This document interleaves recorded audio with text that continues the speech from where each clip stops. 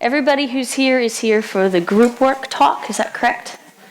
All right, so I don't know if any of you folks were in here for the first presentation, but it's kind of hard to follow. Some of you got to hear me talk a little bit yesterday, and there are a few of you who are here from my workshop on Friday afternoon. I had some of this pretty carefully laid out, and yesterday I just wasn't feeling great about how I had planned to talk about group work, and I was up at like 4:30 this morning going, hey, Lord, I think this isn't exactly what you wanted me to set up, and I started writing notes. I got like halfway, I got like this far down my sheet, and I started writing all these notes about how I was going to say, like scripting, what am I going to say, and how I'm going to say it, and what questions am I going to ask. And the good Lord was like, Bree, you haven't taken notes for a session to prep for like 6 years. Why are you doing notes now? And I was like, but I don't know what I'm going to say. And he was like, you never know what you're going to say. So I didn't know until y'all showed up here how this is going to look, and there's some questions that I still have of we could go one way or another, and so just bear with me in that. We're getting very vulnerable on Sunday morning, which I think is an appropriate time and place to do that. So I am here to talk to you about some group work and how we practice that, because this is an experiential model of learning. We need to do it through experience. And so how we practice that, how we actually experience group work, is going to feel a little different. So my normal way of going about this would be to make everybody get up, put your chairs in a big old circle, and come out here with the horses. I love that you guys are right on it, trying to jump in. I appreciate that. Given how much we've seen these horses moving around and how many of you there are, I don't think that would be a safe call, right? I like all y'all. I want you to leave from here not in a cast or anything. And these horses need some space, and we would fill this space. So we're gonna just shift. But what I wanted to talk to you about is the model that we use for group work at Meadows of Hope that we have sort of adopted a few elements of at Green Meadow Farm. So Green Meadow Farm started as a very kind of Crystal Peak sort of model, one student, one horse, and one instructor. Who here follows that model for the most part? Very good, okay. Who here is doing group work? Let me change my question. Who here is doing equine sessions? Actually doing sessions right now? Okay, good. Who is getting ready to do sessions and is hoping to do some group work? Yeah, we don't know. We'll see. Great, I love that. So here's the thing that I want to make sure you all understand. If you are an instructor with a horse and a student, there are 3 of you. You are doing group work. It's not scary. You're already doing it, okay? Who here is a little intimidated by group work? Is anybody being vulnerable about that? You go, I've got a group of maybe 5 or 6 guys, or, oh, heaven forbid, 8 teenage girls, all in a group, okay? So I had the same experience. When I started at Meadows of Hope, we're a residential facility. Is there anybody else here who's residential? Oh, I'm the only one. And Andrea, who's not in this clinic, because I told her not to be here. Oh, there she is. One hand. Look, it's just us. So Andrea is one of the ladies that works with me at Meadows of Hope. We're a residential program. Our girls do everything in group. We're kind of modeled after some of the wilderness camps. So they go to school in group. They sit down for meals at group. They process, when we have relationship things that come up, we call it a circle up. We circle up and we talk about what's going on in a group. So I got a lot of really good information about how to run group, and probably more importantly, how not to run groups, just by virtue of the fact that I showed up and was like, you're working with teenagers and horses and this is going to be fun. And so I spent almost 7 years at that program doing some individual sessions, but weekly group work, and the girls do chores with the horses, so you're running group just in getting chores done. And then I went to Green Meadow, and I loved it, and I signed up to do lessons, and they give me a kid and a horse. And I'm like, there's only one of you. where's my group? What am I supposed to do with this? Okay? So I came at it a little bit from a different perspective where I was like, what the world am I supposed to do with one kid? And I had to reframe how I looked at group work as well. Okay? So I'm hoping I take some of the intimidation factor out of it for you. But I will say that there are certain skills that you need in order to be able to run groups. And the only way you get them is by doing what? Running groups. So I would encourage you to just step out and give that a try. There are some reasons, some really good reasons, to run sessions as a group work, from a group work perspective. Does anybody have an idea of what some of those reasons might be? Why do we bother with groups? Community. We're called to live in community. Conflict resolution. You can't learn conflict resolution when there's just one of you. Yeah. What else? We learn from each other. Ooh, I'm going to tell you a story later. There are some things your group members can say to each other that you as the facilitator could not get away with. I've got a great story. Do you remember the... You in that session? Never mind. What else? What about for you as a facilitator? More bang for your buck, literally. You can have 8 clients in an hour and a half instead of 1 client in an hour and a half, right? The arena costs the same amount whether you're seeing 1 client or 8. Does that make sense? So there's some practical reasons too. Also for you as a facilitator, you must run group sessions the way we could run all our individual sessions. There are some things when you have 1 child and 1 horse, you can kind of get away with that with a group, you're not going to get away with it. So for us as facilitators, it hones our skills also. We are put in a position where God is calling us to grow and be more connected and more aware. Because if you're not, the groups are going to be really, really challenging. Does that all make sense? Before I get going, does anybody have a specific question about group work that you would like to have answered in this session? Is there anything burning on your heart, like, well, yeah, but what if they all run out of the barn at once? Any of that kind of stuff, or no? Okay, if you come up with a question, yes, sir? You start by defining group work? Yes, I'd love to. So we're doing group work right now. A little bit. Not super great, but a little bit. So group work is any time that I have multiple individuals coming together for a common goal. Right? How we manage everybody's expectations, we're going to talk about that in a second. But my goal might be different than one of my group members' goals. But I have an expectation. We're together in a group, there's a bunch of us, I have a goal for what we're going to do in that session. One of my group members might have a different goal. I just want to play with horses, right?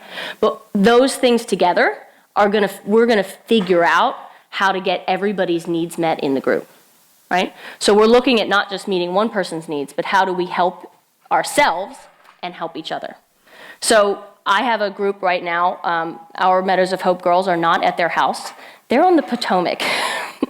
They are on a 3-week canoe trip. They put in on Friday. I think we last looked there at Springfield, West Virginia. They were out in this, or they will be in a couple hours. So if you have a moment to pray for 8 teenage girls and 3 staff, who are going to be on a river in a tropical storm, that'd be great. They're going to learn so much. I'm so excited. I'm so excited. So when I have 1 student and 1 horse and me, we're doing group work because I need to be aware of what's going on for me.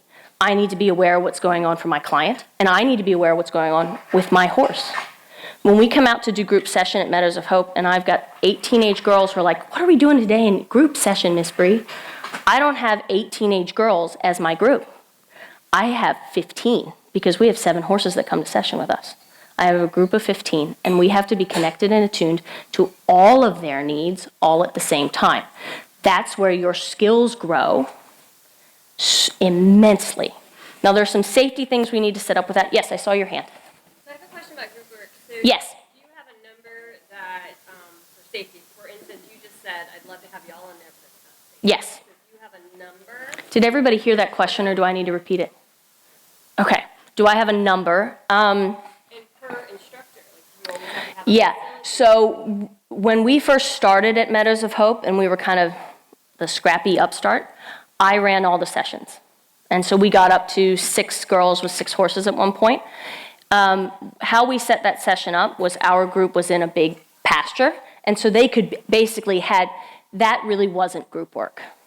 They were working with their horse in a spot over here by themselves. They were basically doing an individual session that I would check in on once or twice throughout the group. And then we bring them together and they tell us what happened in their session. But that's not really group work, right?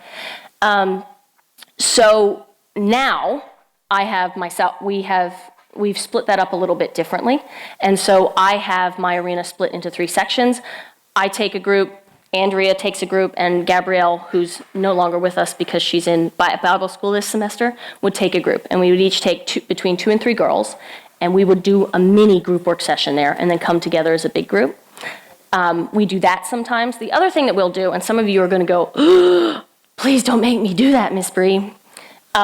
We do everything as a group, which means we process some of our problems as a group. If we have relationship issues that come up, we talk about it in group, so everybody knows where everybody else is at, because we're here to help each other. And if I don't know where each one of my members of my group is at, I can't help. So we would set up a round pen, and 7 of our girls stand on the outside edge. 1 girl with her horse goes in the round pen, and we all watch her session. Now, if, like, you were here and you were going to demonstrate with your girls, Mm-hmm. and it was just you in there, how many would you put in there with you? It depends on the girl. So I have a couple of girls that would be totally fine to each be in there with a horse with just me. Yes, Am ma'am. I hearing you say there's not a number, but it really depends on the situation? Yes, very situational. Part of the reason we like to have great big arenas is because I can divide them if I need to, right? The beautiful thing about and the point of group work that I'm going to get to in a minute is, well, let me talk about that first. How do I know that I'm doing good group work? What are the measures? So there are 2 things that I look for me, and this is just for me personally, is you've heard the word connection a lot. Can you get connected at more than one place at a time?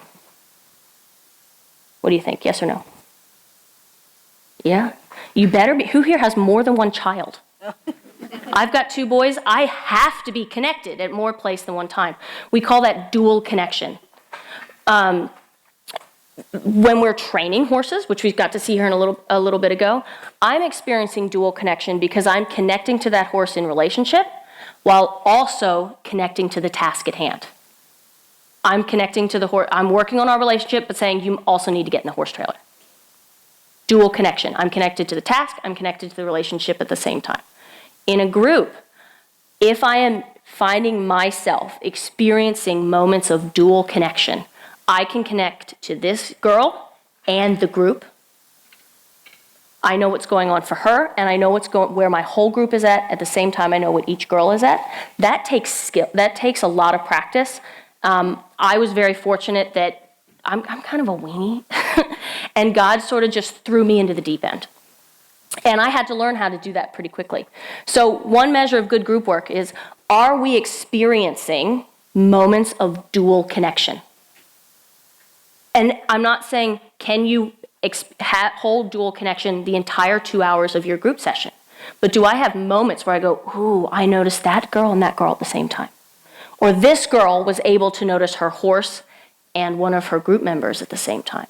Do I have moments of dual connection happening? Right? That's kind of the secret. The other question that I ask myself is, does my group always need me? If I'm doing good group work, there should be a point where this happens to us every once in a while, where we're having a conversation and I just step back, like not physically, but like mentally, I step back and they do their work. That's the beauty of group work. They do it. If I'm doing their work for them, we're not doing good group work. So this is where I'll tell my little story. I don't think you were around for this session. I think I was flying solo on this one. So this was the early days of Meadows of Hope. And I was still new to group work, and I was still not convinced that this was the best way to go with horses, because coming from a horse training background, coming from a pony club background, coming from a CHA background where we're looking at all the safety concerns around groups of kids and horses, I was a little like, somebody's gonna die, right? And there are safety measures you have to keep in place, but I was still not 100% convinced, like, this is the best way to go with these girls. So I forget what happened. I don't remember the situation of why we called a circle up, but I saw something that was not okay in group. I called a circle up. And so at Meadows of Hope, that means there's something we need to, it's basically calling a family meeting. There's something we need to talk about. Drop what you're doing, put your horse away, circle up. And our girls know that it's now, not in a minute, not when you feel like it, like right, if staff says circle up, you're here now. Because it's something super important enough for us to stop our day and maybe wreck our schedule for the day to talk about. So I called a circle up, and I said, I forget, I don't even remember I only remember the girl who talked. I don't remember who the circle up was on. But it was basically, I'm seeing some stuff out here that is not okay in group. So one of the rules, I know what it is. One of the rules we have in group is that we don't talk about anyone in our group in a way we wouldn't like to be talked about ourselves. That includes the horses. If I hear, this horse is fat and lazy, I go, would you say that about me? You wouldn't say Bree's fat. You might say Bree looks a little tired today. Bree had some extra cake at her birthday party last night. But you wouldn't look at me and say, Bree, you're fat and lazy today. We don't say that about anyone in our group, including our horses. They don't speak English, but they read intention. And if my intention is, you're fat and lazy today, like, that's not okay. So it was something along those lines. And we were processing for a while, and staff is asking questions back and forth. Where is this coming from? Da, da, da, da, da. And I was like, okay, staff is talking too much. And I said, group, is there anybody in here who has something to say? And this girl, who was our very first girl ever at Meadows of Hope, like this big, really like tough, thin, athletic, little African-American girl with this big head, she's one of my favorite people. She looks at this other girl and goes, you're just being a brat today. You just need to fix your attitude because your attitude is no good for this group. And I'm looking at my co-leader at that time, Jewel, across the group going, and I was like, I'm ready for this other girl to go at her throat, and I'm thinking, I'm going to put a girl in a restraint today. Yay, I haven't done that in a little while. And so Jewel and I were like, I sort of shifted over, like I'm getting ready, and this girl just kind of glares at her for a minute, and you can see the wheels just turning, and she goes, you know what, you're right. I don't want to have this kind of group today. And I went, yeah. Who else wants to have that kind of group today? No hands went up, right? So the beautiful thing about this work is, what do you think would have happened if staff said that to her? We'd have been in a restraint, probably multiple restraints, right? We'd have been chasing girls through the corn. I'd have been holding one, trying to what do we call it? Like you do like the Tasmanian toe tangle, where you just grab, like you got one here and you grab the other one because everybody needs to be in a restraint all at the same time, but there's 8 of them and 2 staff. Like, it gets scrappy sometimes if staff isn't doing good group work, right? But that girl would take that feedback from somebody else in her group. She would hear it and say, you know what? I've been where you've been where I've been, we've lived this together, and I know that what you're saying is for the good of me and for the good of the group. I can hear it from you. Probably can't take that from Jewel or Miss Bree, but I can hear it from you. Does that make sense to everybody? And I had this and then we went from these looks of horror. I looked at Joel and I was like, holy cow, this stuff works. Right? So that's what convinced me. And I went, okay, because these girls, in that instance, they didn't need us. They were solving their own problems. They were processing through, they were holding each other accountable, they were asking each other questions. That's what we want for our clients, because if my client can only push in, if my client can only solve problems, if my client can only take feedback with me, they will not make it the second they step off our farm. I want them to figure out, how do I do healthy peer-to-peer relationships? The funny thing about a lot of our girls, as they get deeper into doing this kind of work, is they'll come back from a home visit and spend 10 days with their family and go, I was home for 10 days and my family doesn't know how to do anything. We talked all weekend, and they didn't talk about anything important. And then you find out, this girl tried to call a circle up on her younger siblings. And so we have to teach time and context. But it's just a way for us to go, okay, how are we going to work in a way in the community relationships that God designed us to work in healthy ways? And this is a great way to offer that to your clients, to get more bang for your buck in sessions. And quite honestly, for you as a facilitator, half the time I don't have to do the work. I just listen to them roll. It's really, really fun when that happens. Any questions about that bit? I can keep telling you group stories, but I've got a couple of things to think about. All right, so step one, group work step one. We orient the group. We have to do some kind of a check-in. We've got to orient them. At our farm, they come to, we call it the barn lounge. We don't do a lot of lounging in there, actually. Mostly we stand in a circle. I check in with each girl, right? I look each girl, as she comes in, I look each girl in the eye and I go, where is she at today? We set expectations for the day. So this is the piece that we often get wrong in our sessions that sorry. Who's excited to see the sun today? So where we go wrong in a lot of our sessions, even our individual sessions, is that we don't set expectations ahead of time. Probably 90% of the problems that we have that come in group could have been prevented by setting appropriate expectations at the start. So at our farm, one of the expectations is you don't walk away from group. If you're upset, if you're frustrated, you can come get staff. You can ask, can I go to a quiet room? Can I sit up? But we don't just walk off from group, right? Expectation number one. And we talk about that as we start. I'm going to have some of you model this in a little bit, so buckle up. When you all came in here, I set your expectations. I said, hey, I don't know where this is going to go today. I had a plan. I no longer have a plan. I'm going to figure out God's plan as I start talking, right? I set your expectations. I hopefully set them kind of low, so you'll end up being impressed no matter what comes out of my mouth. But we set expectations. Even on our farm at Green Meadow, where we do more what we would consider individual client sessions, where there's only one client. We run into this with our parents, right? Who has people that call you all the time asking about horseback riding lessons? And you go, we're not that kind of program. We say that to people over the phone when they call us. It's written on their application, their intake application. When our instructors call, we call it our pre-lesson interview. Each instructor, when they get assigned their student, they call the parents and they ask again, does your child know that this is an equine mentorship program and not free riding lessons?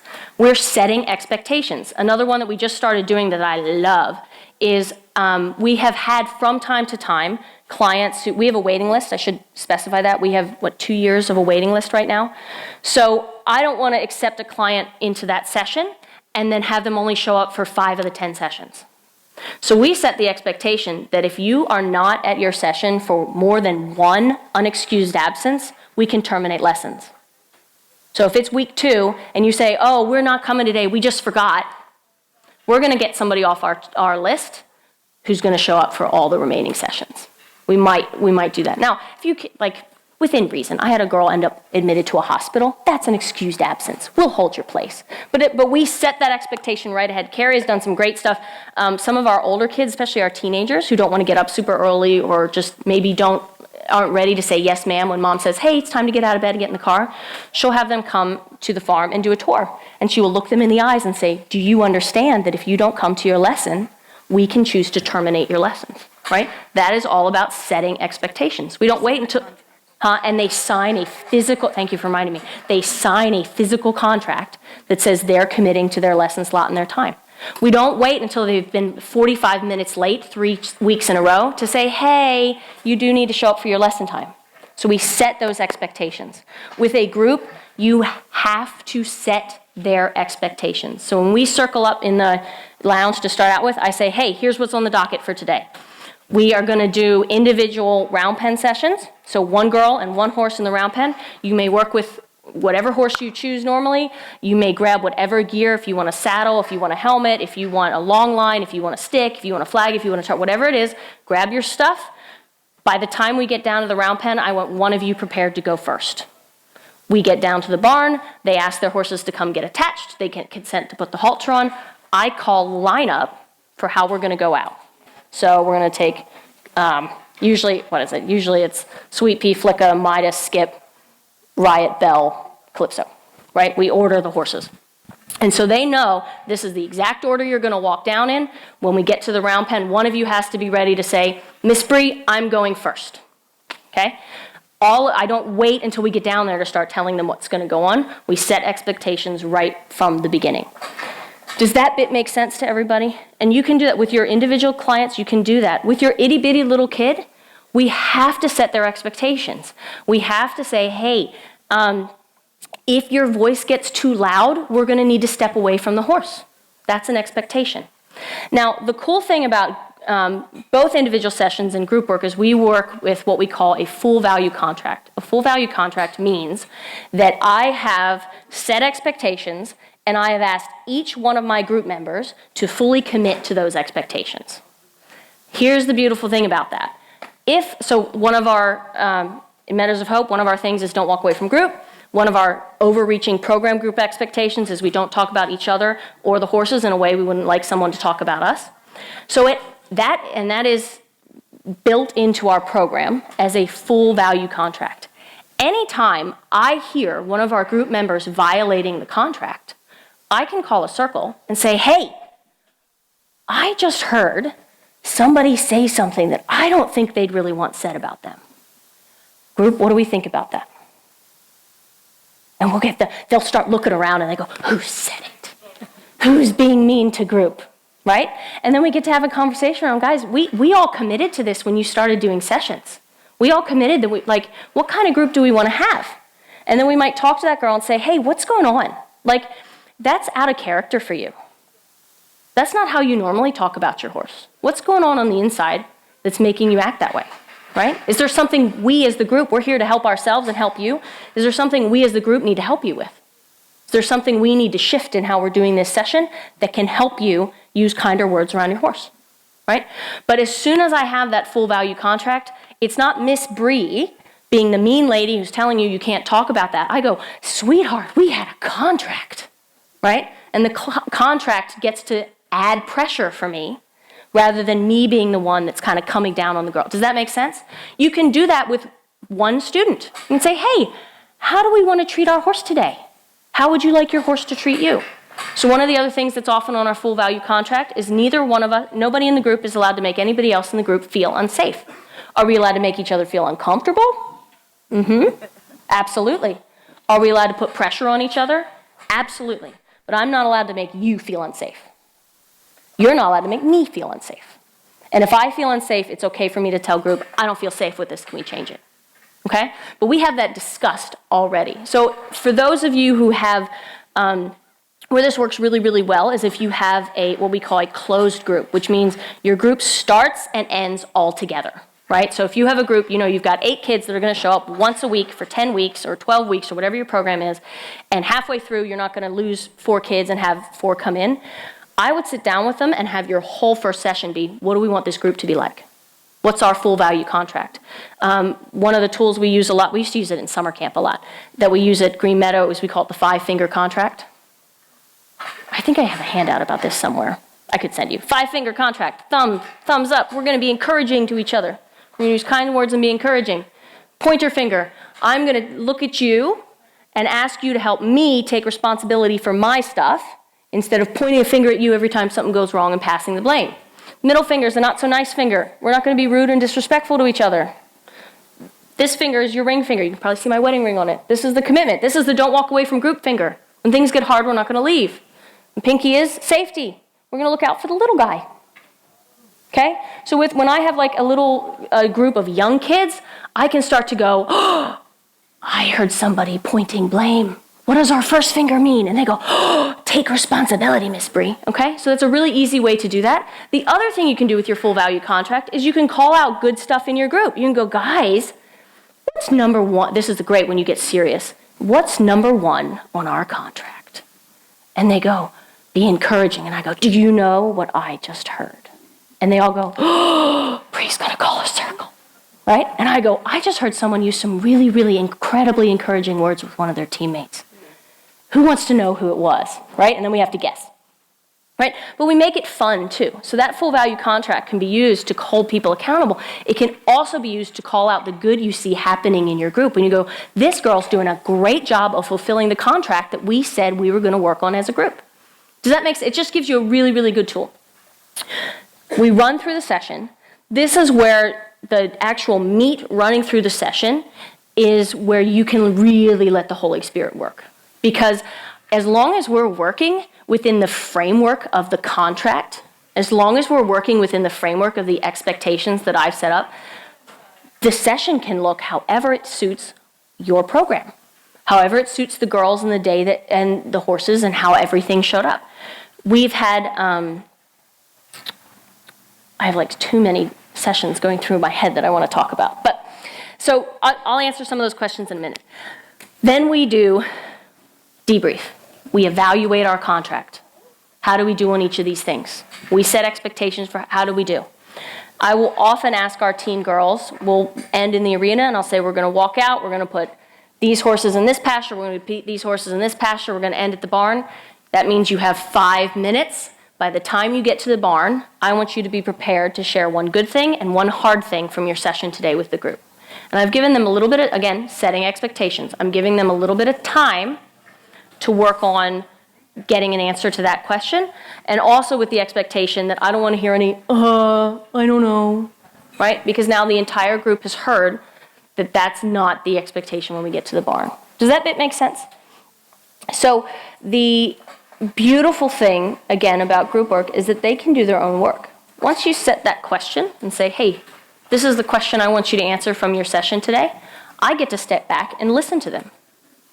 I might point out, oh, your story sounds a lot like her story. What do you guys think about that? Did you have the same experience?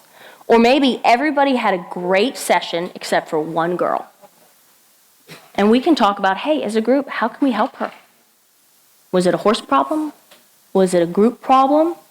Was it an individual problem? But they all hear from where everybody else is at. Does that make sense? Right, so nobody exists in a vacuum. I will say with our teen girls, there are some things that we do not process in group because it's that number one, nobody's allowed to make anybody else feel unsafe in group. So we do not process details of their trauma history in group. They have a one-on-one session with a counselor. If we hear something come up in session, which we often do, we'll say, hey, thank you for sharing. I appreciate you being vulnerable. That's something you need to talk with the counselor about. Do you want me to join your session with her? Right? We don't talk about self-harm in group. If that's something that comes up for them, again, that's a one-on-one thing. We're not talking about that in group. We don't take girls that are active, having active suicidal ideation, but if that comes up, that's another thing we just don't process in group because it's not safe for the group. Right? But the group still knows it's happening. They know, hey, that's part of her story that's really, really hard. She's going to get a chance to, there's no question in their mind that she's going to get help for that, even if I say that's not appropriate for group. Does that make sense? All right, so there's no sneaky, we're not trying to we're going to secretly do this. Everybody knows where everybody else is at. Are there any questions about that? I'm just up here kind of rolling through. Any questions? Does anybody need other examples? No. Great. Good boy. Yes, ma'am. I bet, if it's true, like the new girl to the group would, I'm thinking if that were me, and you set the expectation of coming back and sharing things, they probably are freaked out that they got to think about this, but as they get used to this, they start thinking, processing as they're doing things, what is good, what is hard. So and that's the challenge of the open group. So at Meadows of Hope, we technically have a closed group is we all start and finish at the same time. Open group is people come and go. So like AA meetings, that's an open group. Anybody can show up, anybody can leave. It's interesting, so I'm not going to go on a whole tangent riff about this, but the dynamics between open and closed groups are fascinating because you would think that a closed group is always more intimate, that a closed group generally gets more vulnerable quicker. And I've had some closed groups that were the most shallow, surfacey level processing I've ever been a part of. And I've had some open groups where just anybody could show up. It was like, I'm never going to see these people again, so it's safe to just show them my mess. It's very interesting.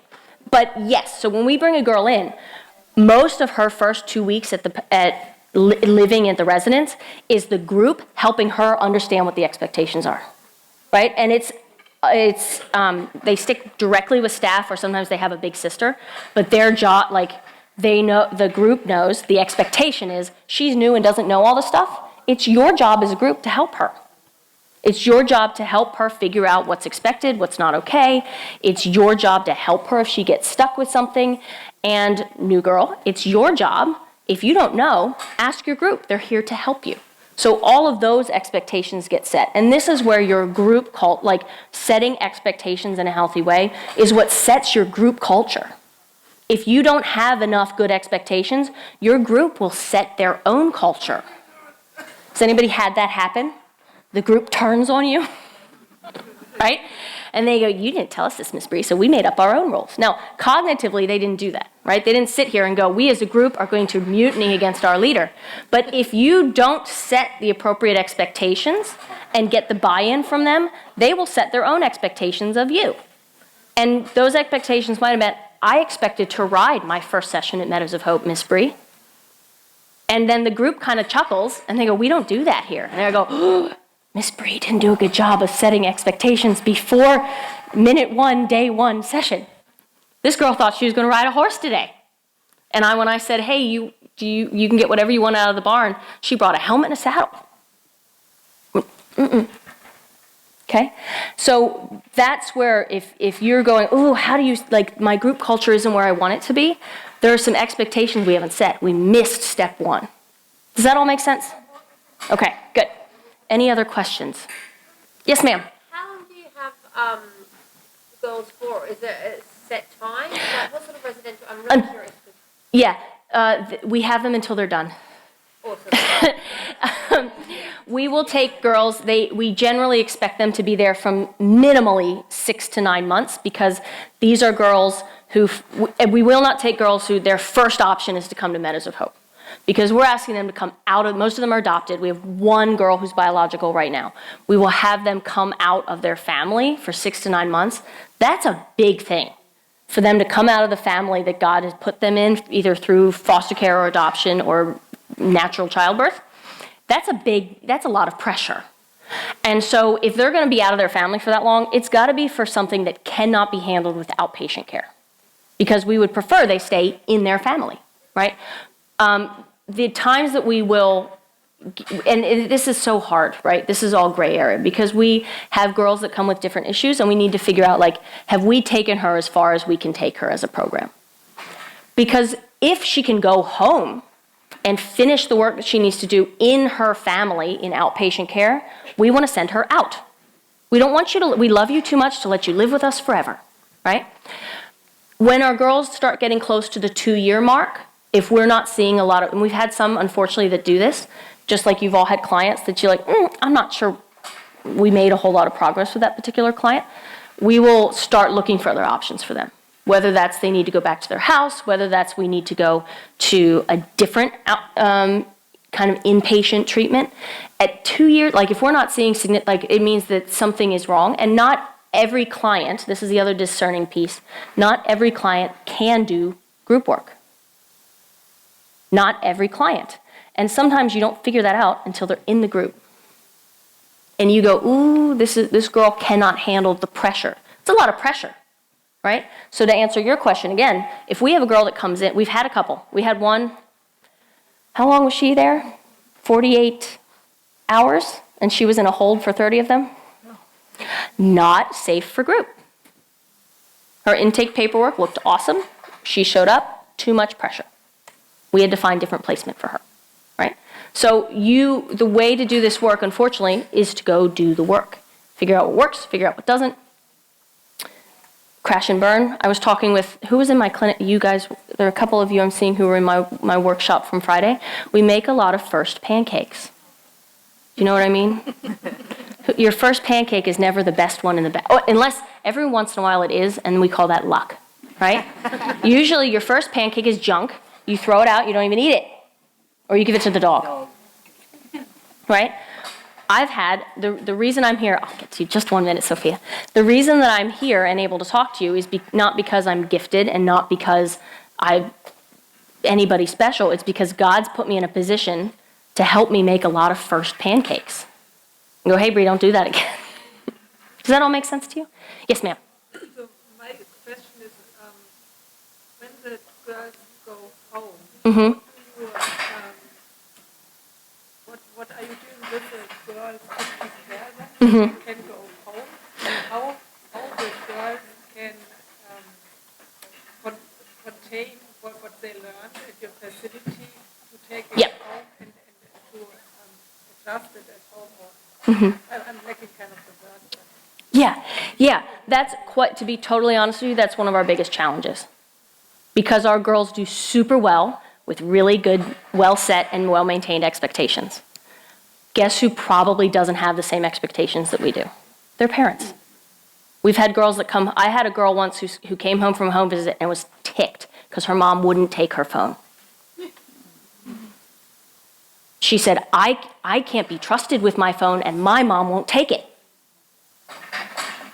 Right? So we do a lot. We have one person whose whole job is family work. I also, from time to time, this is something that we're going to grow in the next year. This is part of my 2024, 2025 goals, is that I would like to do group sessions with the client and the parents. The girls go home about every 8 weeks for a 10-day home visit. So during their stay, they're not here isolated. Every about 2 months, they go home for a week and a half. We get to see, can we implement things at home? We get to help mom and dad adjust some of their expectations for when the girls come home. And then we evaluate when they come back to our program. So, but that's something that we can continue to do better. That's quite honestly an area we need to improve on, in my opinion.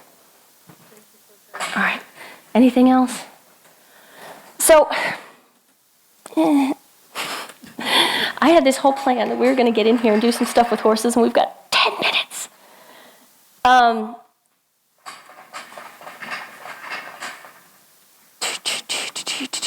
Do we take the gamble? Take the gamble. All right. So, because of the limited time, I am going to ask for 5 to 7 volunteers, and if you could be people who have worked with me before, I think that would help. Well, at least, wait. Hang on. Corey, you're in.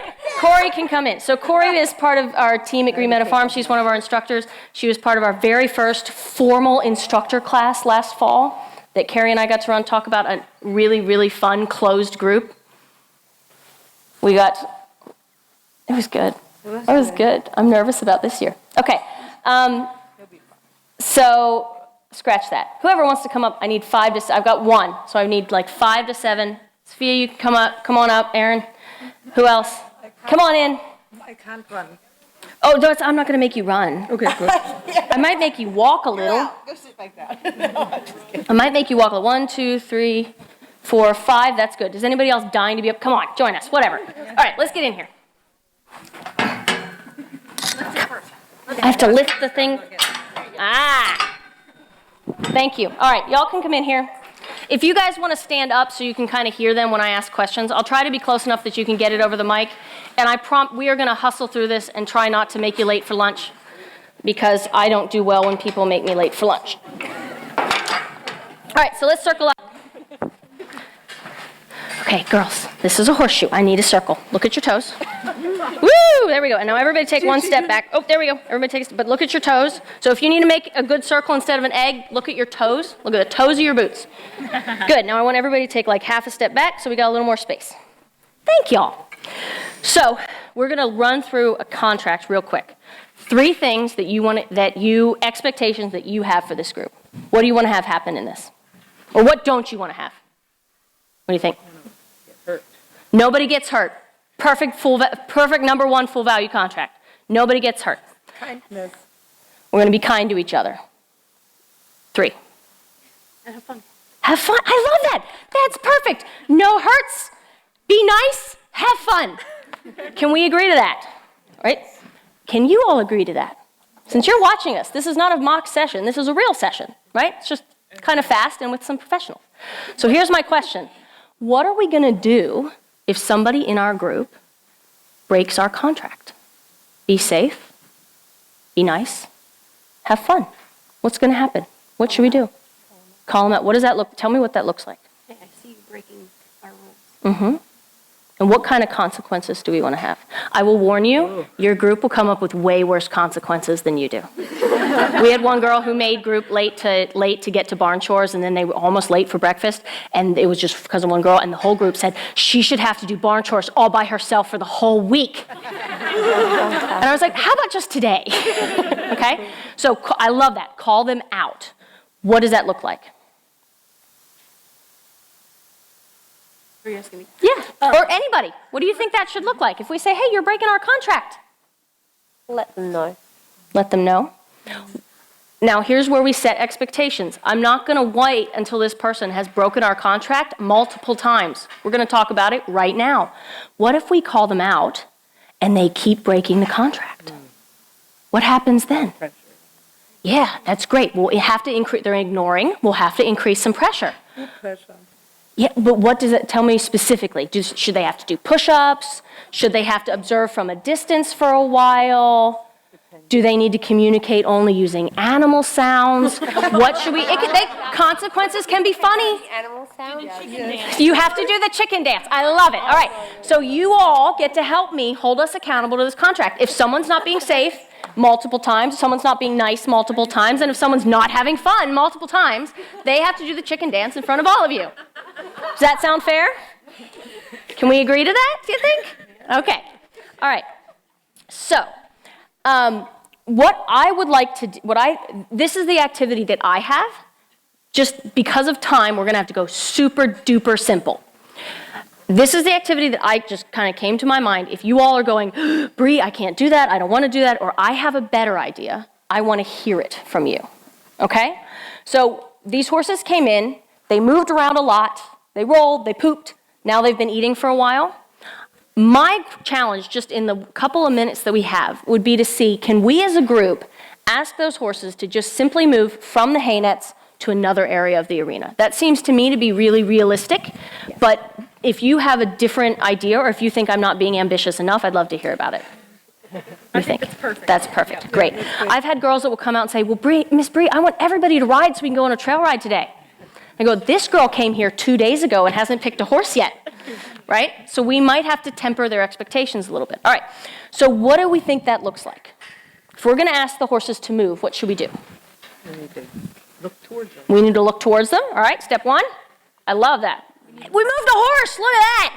Woo, go group. All right, so we moved one horse away from a hay net. How might we get the other horse? Oh, she might circle back around. We'll see. How might we get the other horse? What do we need to do differently? We probably need to walk over there. We need to walk over there. And do we want to do that as a group, or do we want to send a representative? We want to all go. All go together? Should we link arms, or do we not need physical touch right now?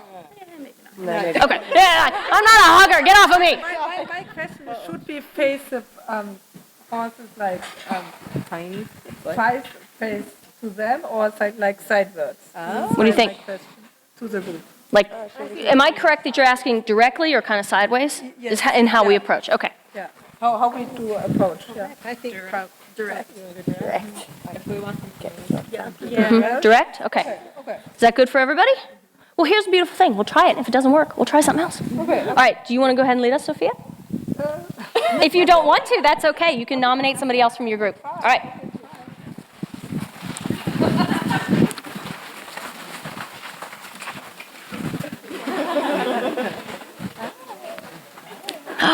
So we moved one horse again, didn't we?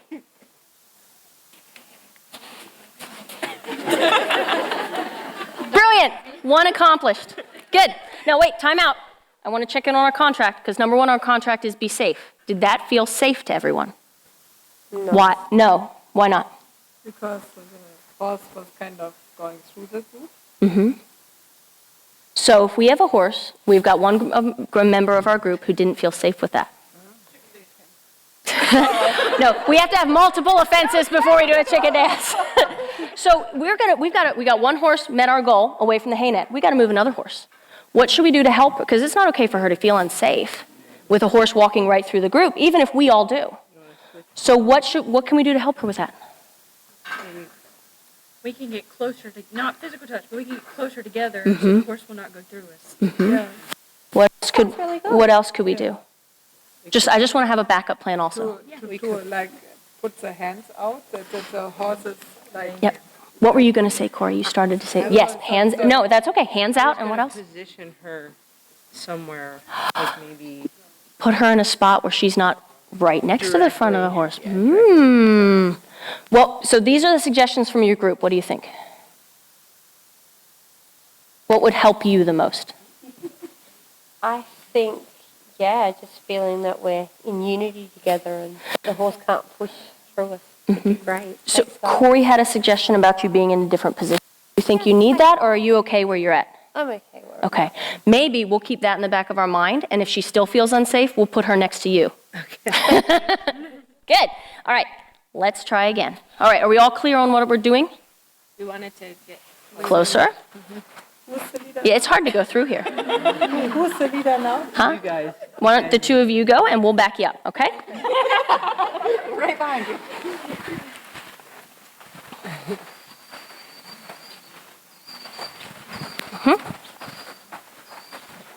All right, is anybody, so we all sort of stopped and shuffled. What's going on? We don't know how to approach the horse now. And it's starting to bump into our number one contract, nobody feels unsafe, right? Yeah. So let's think about this. If this horse is going to leave, which direction is he going to go? That way. So where would be a safe place for our group so that he doesn't go into our group?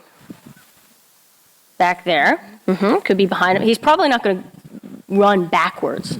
Probably. I have a couple that'll do that. I don't think he'll go backwards. Because he can't go to the right because there's a fence there. So if we leave him the option to go forward or left, he might take one of those options. Okay? What do we need to do behind the horse to still feel safe, though? Be far.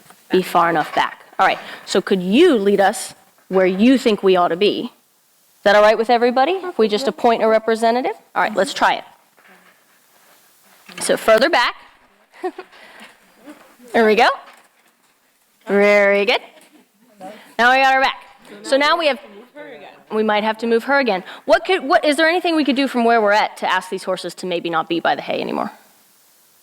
Oh, sorry, I whacked you. I apologize. All right, they looked. All right. Was that enough to get them to move? No? Maybe we put the dance to this side. I love it. Maybe holler a little. What else? A little loud. Chicken dance? Chicken dance. I haven't been to a wedding in a while. I don't know how to do the chicken dance anymore. Yes, ma'am. To move or we. Yeah, if you, well, let's check in with the group. Are we okay if Corey moves where she wants to move? Yeah, go Or should for we it. all stick together? Thanks, Cora. Are you leading our group or are you moving? Tell us what you need. Am I allowed to lead? Yes, yeah. Are we all okay with that? We're watching, we're waiting. We want to know what you want to do. That would be great, thank you.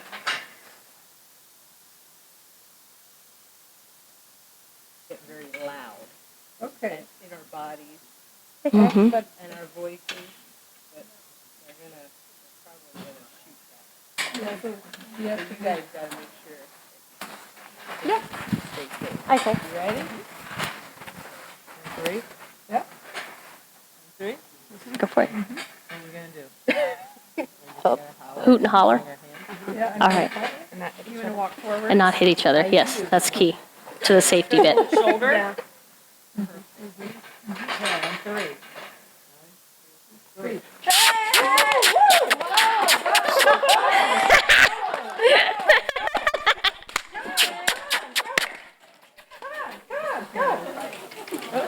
There we go.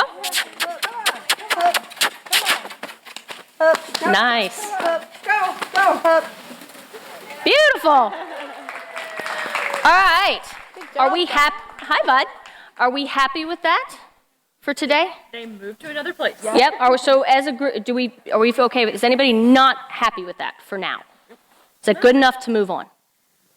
All right. Can we circle up by the gate real quick? There we go. We got somebody who's joined our group now a little bit. We gained a member. All right, go ahead and circle up. If he wants to be in our circle, he can be in our circle. He's got to abide by the contract. All right, so let's check in on our contract, and you all participate in this. Number 1, be safe. Did we do a good job with that? Yeah, we had somebody who felt unsafe and we made an adjustment. So we all feel good about that? Do you feel good about that? Yeah, thank you for supporting me. Great. 2, be kind. Were we kind to each other? Yes. Yeah? Accidentally. Yes. Other than unintentionally whacking each other with our arms. Yes. All right. And 3, did we have fun? Yes. Yes. How do you guys think we did with our contract? Pretty good? Do you see how this starts to work? Did you see the moments where I just shut up and let them do their work?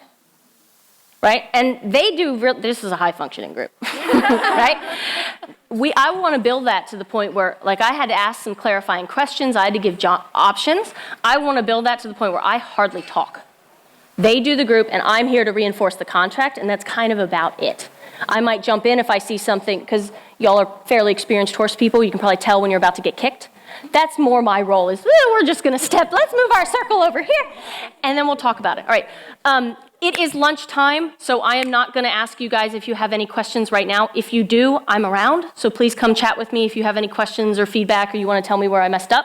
Happy to do that. Please enjoy your lunch. Tacos. Thank you. All right, thank you, ladies, for coming out. That was fun. Yay! Yeah, thank you. Thank you, thank you, thank you. You're welcome.